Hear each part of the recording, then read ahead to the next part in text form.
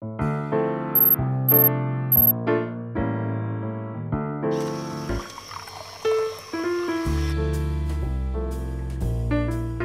ini kita kerap mendengar ya di media sosial atau di media soal kekhawatiran dan pesimisme pada masa depan ekonomi. Kita tuh sering dengar juga istilah kayak rojali ya, rombangan jarang beli, dan juga rohana, rombangan hanya nanya-nanya. Saya juga relate kok, di tengah kondisi global saat ini, ketidakpastian masih terus meningkat, berbagai ketegangan geopolitik juga masih muncul. Wajar banget kalau kita merasa khawatir, gimana kalau harga naik, gimana kalau kondisi ekonomi makin sulit. Akhirnya muncul berbagai ajakan untuk pesimis.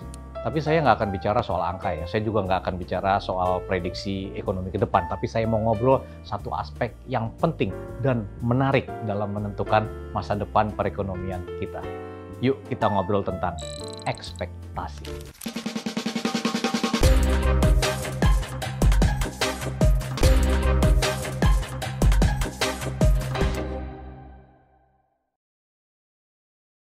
Ekspektasi adalah gambaran atau harapan kita tentang apa yang akan terjadi di masa depan. Kalau kita berharap masa depan kita menjadi sukses dan kaya misalnya, itu adalah sebuah ekspektasi. Dan kerap kali realita dapat terwujud dari ekspektasi itu sendiri. Nah, disinilah para ekonom di masa lalu menganggap ekspektasi adalah hal terpenting dalam ekonomi. Pertumbuhan ekonomi misalnya, itu dibentuk oleh 5 hal penting, yaitu konsumsi, investasi, pengeluaran pemerintah, serta ekspor dan impor. Tetapi kelima hal itu juga dipengaruhi oleh ekspektasi masyarakat yang mengiringinya. Model yang dibuat oleh Federal Reserve Board menekankan bahwa semua keputusan ekonomi, baik itu konsumsi, investasi, harga, bergantung pada ekspektasi masyarakat di jangka depan. Nih, Robert Lucas misalnya, dia mengatakan kalau kebijakan tuh ya bisa nggak efektif kalau ekspektasi publik udah mengantisipasinya terlebih dahulu. Jadi ekspektasi ini juga dianggap dapat membentuk realitas. Jadi dari berbagai pandangan tersebut, kita melihat bahwa ekspektasi dapat berpengaruh pada keputusan ekonomi kita. Contohnya, apabila kamu nih nganggap ekonomi ke depan makin sulit nih, maka keputusan ekonomi kita adalah menahan uang terlebih dahulu kan. Wah, nih ekonomi ke depan sulit nih, kita kurangi belanja, kita kurangi buka bisnis, kita tahan uang kita. Bayangkan, ini dilakukan oleh jutaan orang bersama-sama. Ujungnya jadi kenyataan kan, ekonomi jadi beneran melambat.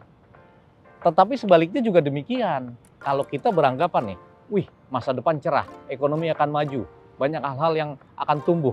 Nah, keputusan ekonomi kita sebagai individu tentu mendukung ke sana. Kita konsumsi, kita membuka bisnis, kita coba jalankan berbagai usaha. Kalau dilakukan jutaan orang, ekonomi dapat tumbuh. Nah, besar banget kan ya dampak dari ekspektasi ini. Dalam kondisi saat ini nih guys, saat kita lihat ekspektasi pada ekonomi menurun, dapatkah kita membalik ekspektasi ini? Bisa, tapi tentu saja nggak bisa dilakukan sendirian dong. Harus bersama-sama, harus sinergi semua pihak. Nah, Bank Indonesia dan pemerintah ini mencoba melakukan berbagai kebijakan untuk mendorong pertumbuhan. BI itu kelihatan udah all out banget nih menggunakan semua instrumennya ya. Mulai dari melonggarkan kebijakan moneter dengan menurunkan suku bunga kebijakan, termasuk menambah likuiditas di masyarakat, hingga terus mendorong digitalisasi pembayaran. Ini kenapa? Supaya uang beredar juga lebih cepat di masyarakat, sehingga pertumbuhan ekonomi bisa didukung. Tentunya langkah-langkah ini ya belum sempurna juga sih, tetapi kita semua belajar.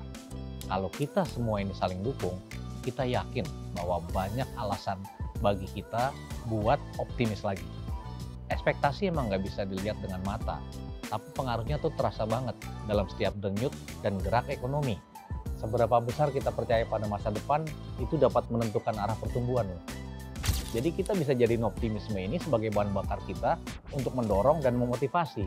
Dan pesimisme bisa kita jadikan sebagai kendali. Nah, Sobat Rupiah, Indonesia udah 80 tahun merdeka. Usianya nggak lagi muda loh. Ini saatnya kita jadi all stars level. Salah satunya lewat ekspektasi yang kita bentuk. Itu kenapa expectation really matters. Karena seringkali ya, bukan realitas yang membentuk harapan, tapi justru harapanlah yang membentuk realitas.